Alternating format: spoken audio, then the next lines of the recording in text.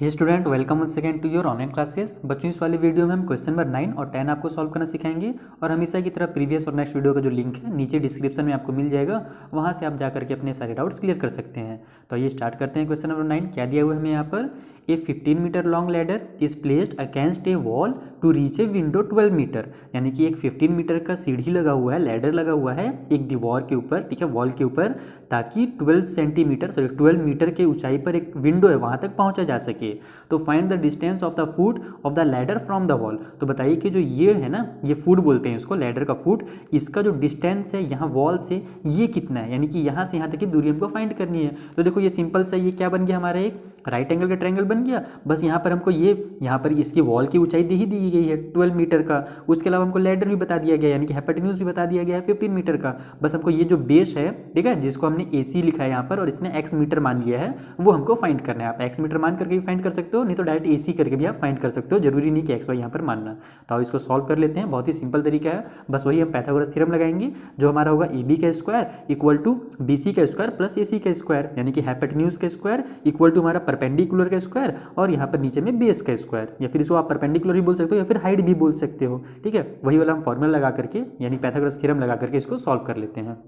सबसे पहले आप क्या करना है, जब एग्जाम हॉल में बैठे हो तो एक डायग्राम बना लेना। डायग्राम बनाने से ना देखो बहुत ज़्यादा काम आ जाता है। जैसे यहाँ पर तो हमारा डायग्राम बना हुआ था, लेकिन मान लो अगर एग्जाम में आपके डायग्राम नहीं आया, या फिर जैसे क्वेश्चन नंबर 10 आ गया, वहाँ पर हमारे पास डायग्राम नहीं दिया हुआ है, तब हम क्या करेंगे, डायग्राम बना लेंगे। उससे हमारा काम आसान हो जाता है। डायग्राम बनाने से ना स्टेटमेंट्स जो होते हैं वो कम हो जाते हैं। जैसे आप देखो यहाँ पर हम डायरेक्ट पाइथागोरस थ्योरम यूज़ कर सकते हैं। यहाँ पर हम इस तरीके से लिख लेंगे पाइथागोरस थ्योरम, ठीक है। तो पाइथागोरस थ्योरम के अकॉर्डिंग क्या हो जाएगा हमारा, AB का स्क्वायर इक्वल टू BC का स्क्वायर प्लस में AC का स्क्वायर, यही हमारा पाइथागोरस थ्योरम होता है, ठीक है। अब ये वाला हम यहाँ पर से रूल फॉलो कर लेते हैं। AB का स्क्वायर यानी कि 15 का स्क्वायर इक्वल टू BC का स्क्वायर यानी कि 12 का स्क्वायर और प्लस में AC का स्क्वायर हमको पता नहीं है, तो यहाँ पर हम सीधे सीधे AC का स्क्वायर को AC का स्क्वायर रहने देते हैं। यहाँ पर आप x मान कर भी इसको सॉल्व कर सकते हो, नहीं तो डायरेक्ट सॉल्व कर लो, ज़्यादा टाइम वेस्ट करने की जरूरत नहीं है XYZ मान करके, क्योंकि हमने डायग्राम बना लिया है। तो डायग्राम बनाने से यही फायदा होता है कि स्टेटमेंट्स आपके कम हो जाएंगे। 15 का स्क्वायर हम जानते हैं कितना होता है, ये होता है हमारा 225, हमने पिछले वाली वीडियो में देखा था। इक्वल के उस साइड में ये 12 जो है ये किसका स्क्वायर होता है, 114 होता है। 12 × 12 यानी कि 114, और ये प्लस में हो जाएगा AC का स्क्वायर। इसको इधर ट्रांसफर कर दो, ये हो जाएगा हमारा 225 माइनस में 144, क्योंकि इधर ये प्लस में था। इक्वल के उस साइड में हमारा जो AC का स्क्वायर है वो बच जाएगा। इसको सब्ट्रैक्ट कर लेते हैं। 5 में से 4 माइनस हुआ तो 1, 2 में से तो हमारा ये माइनस हो नहीं सकता 4, तो यानी कि 12 में से 4 माइनस हो तो कितना आ जाएगा, 8 आ जाएगा। अब यहाँ 1 बच गया, 1 में से 1 माइनस हो तो 0, यानी कि 81 इक्वल टू AC का स्क्वायर आ जाएगा। हमको AC का वैल्यू निकालना है, स्क्वायर को इधर ट्रांसफर करो जिससे कि ये अंडर रूट में आ जाएगा। जब कभी भी स्क्वायर ट्रांसफर होता है ना, तो वो अंडर रूट बना लेता है, तो ये हो जाएगा हमारा AC, ठीक है, क्योंकि हमको AC का वैल्यू पता करना था, इसीलिए हमने स्क्वायर को इधर ट्रांसफर कर लिया। अब देखो जो 81 है वो किसका स्क्वायर है, वो है 9 का, यानी कि हम इसको क्या लिखेंगे, 9 × 9 इक्वल टू AC। इस तरीके से 9 9 81 होता है ना, तो यहाँ पर से 9 का पेयर बन गया, तो 9 को इस अंडर रूट से बाहर निकाल सकते हैं हम। इक्वल टू हो जाएगा हमारा AC, यानी कि जो हमारा AC जो लेंथ है ये कितना हो जाएगा यहाँ से 9, और ये हमारा क्या में था, ये भी मीटर में था, ये भी मीटर में था, इसका मतलब ये भी हमारा मीटर में रहेगा। तो आप लास्ट में लिख भी सकते हो, जो भी हमें स्टेटमेंट क्वेश्चन में दिया हुआ है कि जो हमारा फुट से डिस्टेंस है वॉल तक की वो है 9 मीटर की। तो आप यहाँ पर 9 इक्वल टू AC लिख लो या फिर AC इक्वल टू 9 मीटर लिख लो, बात एक ही है, ठीक है। तो ये हो गया हमारा क्वेश्चन नंबर 9 कंप्लीट। और क्वेश्चन नंबर 10 सॉल्व करते हैं इसी तरीके से। क्वेश्चन नंबर 10 में क्या है, 5 मीटर लॉन्ग लैडर है, सेट किया जाता है against the wall of the house to reach a height of 4.8 metre. यानी कि सेम इसी तरीके से एक लैडर लटका हुआ है 5 मीटर का, और हाइट कितना वो पहुंच रहा है विंडो के जो मतलब कि ऊपर जहाँ पर पहुंचना है, यहाँ पर जैसे ये 12 था तो यहाँ पर ये दिया हुआ है 4.8 मीटर। तो how for is the foot of the ladder from the wall, तो यही हमको ये वाला डिस्टेंस पता करना है। तो यहाँ पर देखो ये डेसिमल वाला चूंकि नंबर दे दिया गया है, तो हमको ये डेसिमल वाला हिंट दे दिया कि आप इसको चाहो तो इस तरीके से बना सकते हो, A² - B² A + B A - B का फॉर्मूला लगा करके, या फिर जो सिंपल मेथड है उस सिंपल मेथड से बना सकते हो। तो दोनों ही बात है, अब जिससे भी बना लो। तो अच्छा इसको भी हम सॉल्व कर लेते हैं। मैं यहीं पर आपको सॉल्व करके बता देता हूँ, इतना इससे फालतू में हमारा वेस्ट नहीं होगा। तो देखो सेम, तो पहले आपको इसी तरीके से एक डायग्राम बना लेना है। यहाँ पर आपको डायग्राम नहीं दिया था ना, तो हम डायग्राम बना लेते हैं, कोई दिक्कत नहीं है। बस इस बार क्या होगा, मेजरमेंट जो होंगे वो अलग हो जाएंगे, ठीक है। ये जो हमारा लैडर है ये इस बार कितने का दिया हुआ है हमें, 5 मीटर का दिया हुआ है, तो ये 5 मीटर। ये जो हमें वॉल की हाइट दी हुई है वो कितना है, 4.8 है, तो इसका 4.8 मीटर लिख लो, और हमको ये वाला फाइंड करना है। अब आप इसका जो भी नाम देना है वो दे सकते हो, ABC, कुछ भी आप यहाँ पे नाम दे दो अपने मर्जी से, जहाँ पर भी आपको ये लिखना है वहाँ पर लिख सकते हो। मेरा आदत है इस तरीके से ABC देने का, जाएगा, तो मैं ऐसे लिख देता हूँ।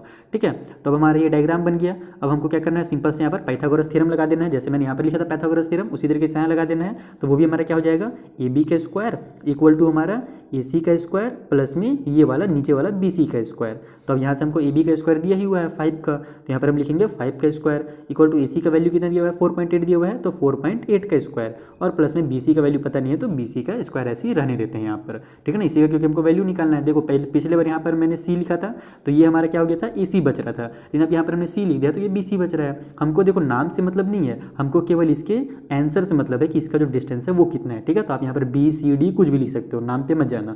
तो अब ये आ जाओ, इसको सॉल्व कर लेते हैं। ये हमारा 25 हो जाएगा। ठीक है, इक्वल टू साइड ये 4.8 मल्टीप्लाई 4.8 करके देख लेते हैं पहले। 48 मल्टीप्लाई 48 करके चेक कर लेते हैं इसका स्क्वायर कितना होगा। 8 8 जा 64 का 4 कैरी हो गया 6, 8 4 जा 32 है ना, 32 ही होता है ना, हाँ 8 4 जा 32 और 6 हो जाएगा हमारा कितना 38।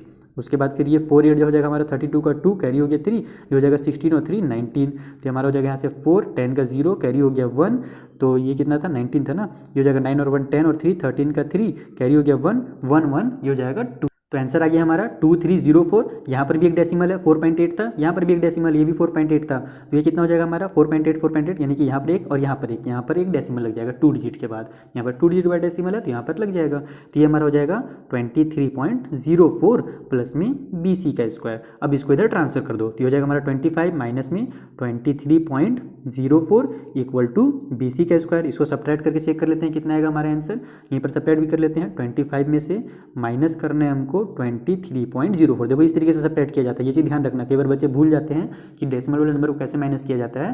तो जब कभी भी हमारे पास होल नंबर हो तो उसके आगे 2 डेसिमल के बाद 2 जीरो लिख लेना है और नीचे वाला जो हमारे पास जिसको सब्ट्रैक्ट करना है वो उतार लेना है। ठीक है, तब आपका आंसर जो है सही आएगा, नहीं तो आपका आंसर जो होगा गलत हो जाएगा। अगर आप यहाँ पर जीरो नहीं लगाते ना तो आप सीधे सीधे 4 को उतार देते तो आपका आंसर गलत हो जाता। देखो अब यहाँ पर हमारा तो ये माइनस होने वाला है नहीं, तो हम क्या करेंगे कैरी ले लेंगे इधर जा करके, तो ये इसके पास जाएगा, इसके पास भी कुछ नहीं है, यहाँ पर जाएंगे, इससे 1 कैरी लेकर के आएगा, यहाँ पर ये कितना बन जाएगा हमारे पास 10। अब 10 इसको कैरी दे करके खुद 9 हो जाएगा और इसको बना देगा 10, तो 10 में से 4 माइनस हुआ तो 6, यहाँ पर 9 बचा, 9 में से 0 माइनस होगा तो 9। डेसिमल है, डेसिमल उतार दो, यहाँ 4 बचा था कैरी देने के बाद, 4 में से 3 माइनस हुआ तो 1 और ये तो हमारा कट हो जाएगा 2 में से 2 माइनस होकर के, तो हमारा कितना आ गया 196 आ गया, यानी कि 1.96। तो यहाँ पर हम 1.96 इक्वल टू बी सी का स्क्वायर लिख लेते हैं। देखो 196 इसका स्क्वायर होता है हमारा 14 का होता है, 14 मल्टीप्लाई 14 196 आता है। मैंने आपको हमेशा बोला है ना 20 तक के स्क्वायर याद कर लो, बहुत ज़्यादा काम आता है हमेशा, है ना, उससे टाइम बहुत ज़्यादा आपका बच जाएगा।